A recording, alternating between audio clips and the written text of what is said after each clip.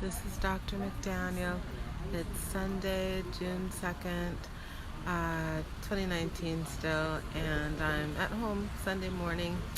As the presentation indicated, I'm speaking about Fordyce Spots. Thank you for joining me here on GYN Corner, here on Facebook Live, and I'm also on YouTube. So everything's nicely organized on YouTube. I think it's a little bit easier to find things. Sorry, my face is still a little bit swollen from the dental work I had the other week, and in a bit of pain today, so I'm speaking just a little bit weird, I think.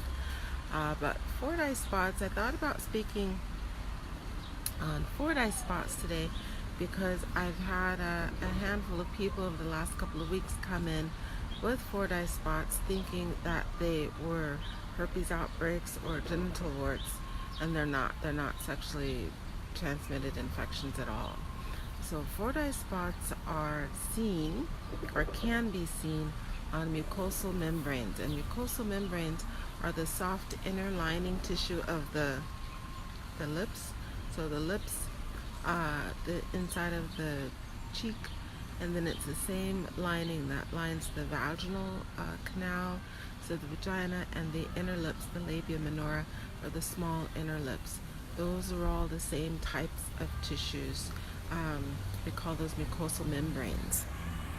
And Fordyce spots are sebaceous glands, so they're oil glands that produce the normal lubrication so that we don't have dry labia.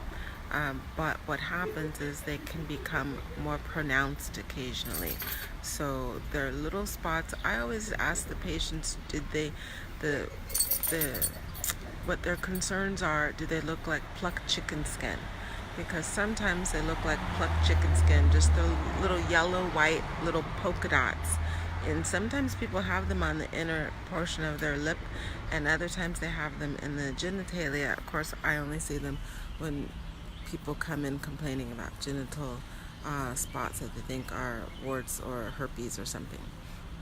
But they're white or yellow spots. They're gland or oil deposits, and they look like plucked chicken skin.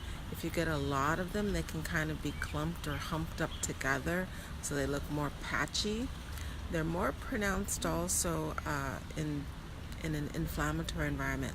So if someone has an infection, a vaginal infection, yeast, bacteria, pH imbalance, or BV, they will often maybe not have noticed the Fordyce spots in the past, but they'll come in because they're more pronounced, so they look more like dots or bumps.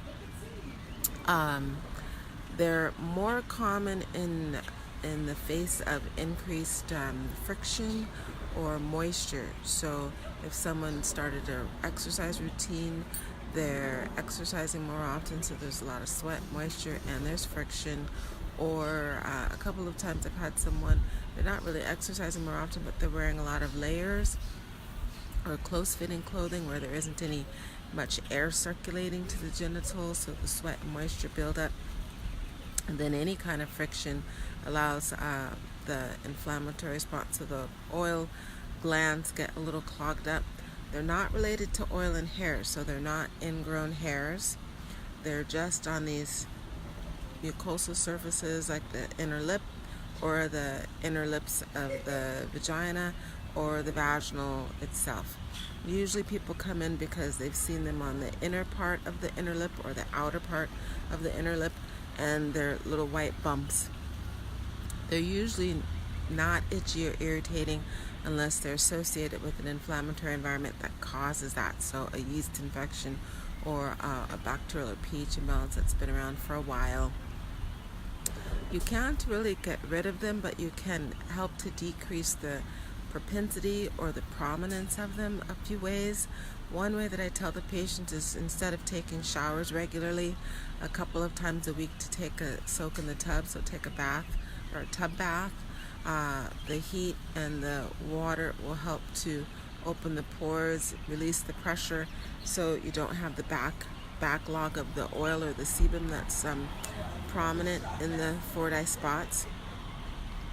Another way that some of the naturopathic colleagues have recommended is to use buttermilk. Buttermilk is an astringent, So it's thought to help draw out the oil in the sebum so that the spots are less pronounced.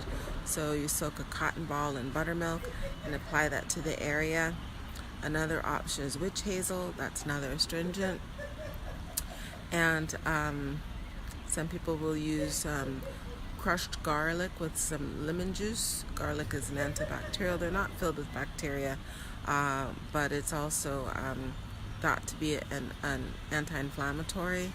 And then, of course, lemon juice is also an astringent. So crushed garlic with lemon juice, again, cotton balls, and apply that to the area.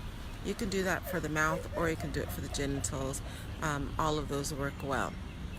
The catch, of course, with homeopathic regimens is that they do have to be applied frequently. So when people apply these homeopathic regimens, or if they take the tub baths, I would recommend 2 to 3 times a week.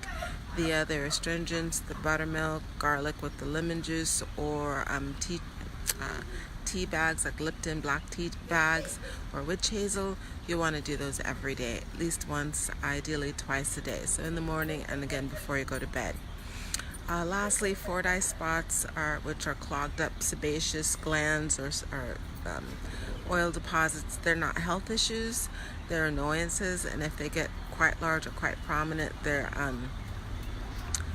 worries or a source of embarrassment for some women, but they're not health issues, so you don't have to do anything for them if they're not bothering you.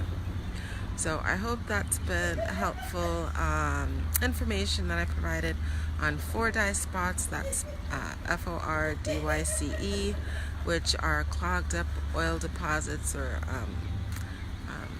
sebaceous glands or sebum in the mucosal membranes of the body. This is Dr. McDaniel. It's beautiful Sunday morning still at GYN Corner. Check out the YouTube channel and come by the office in Midtown Manhattan. Information's on the page. Have a great rest of your weekend. See you Monday morning. Bye.